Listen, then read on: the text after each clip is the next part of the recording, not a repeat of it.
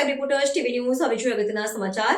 સુરતના પાર્લે પોઈન્ટ વિસ્તારમાં નકલી પોલીસ બનીને પ્રેમજાળમાં ફસાવતી ટોળકીનો પર્દાફાશ. ઉમરા પોલીસે 5 આરોપીઓને ઝડપ્યા.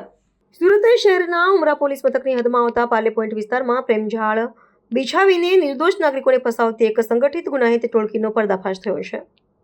પ્રાપ્ત માહિતી અનુસાર આ ટોળકી એક નાગરિકને પોતાની મોજાળમાં ફસાવીને ગેરકાયદેસર વસૂલાત કરી રહી હતી. બરાબર તે જ સમયે ઉમરા પોલીસ દળના જવાનોએ ઘટના સ્થળે છાપો મારીને ગુનાહિત કૃત્યને નિષ્ફળ બનાવ્યું હતું.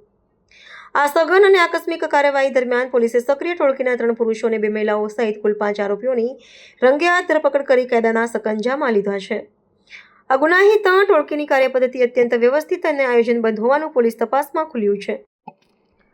પ્રાથમિક અહેવાલો મુજબ ટોળકીમાં સામેલ મહિલાઓ લક્ષ્યાંકિત વ્યક્તિને એકાંતમાં બોલાવતી હતી અને ત્યારબાદ અન્ય સાગરીતોને નકલી પોલીસનો સ્વાંગ રચીને ત્યાં ત્રાટકતા હતા. પીડિત વ્યક્તિને દુષ્કર્મના ખોટા ગુનામાં ફસાવી દેવાની ધમકી આપી મારઝૂડ કરી અને તેમની અંગત પળોનું ખાનગી ચિત્રીકરણ કરીને ગેરકાયદેસર દબાણ ઊભું કરવામાં આવતું હતું. આ તાજેતરના કિસ્સામાં પણ આરોપીઓએ પીડિતને શારીરિક ઇજાઓ પહોંચાડી તેમની પાસેથી બળજબરીપૂર્વક 5 લાખ રૂપિયાની માતબર રકમ પડાવી લીધી હોવાનું સત્તાવાર રીતે નોંધાયું છે.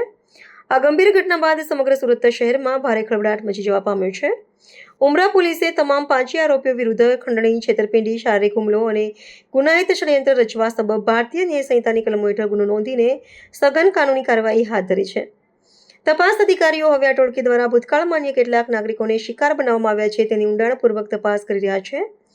આ ઘટનાના સંદર્ભમાં પોલીસ વિભાગ દ્વારા નાગરિકોને અજાણ્યા વ્યક્તિઓના સંપર્કમાં આવતી વખતે સાવચેતી રાખવા અને આવી કોઈ શંકાસ્પદ પ્રવૃત્તિઓ જણાય તો તુરંત જ નજીકના રક્ષકોનો સંપર્ક સાધવા માટે સત્તાવાર અનુરોધ કરવામાં આવ્યો છે.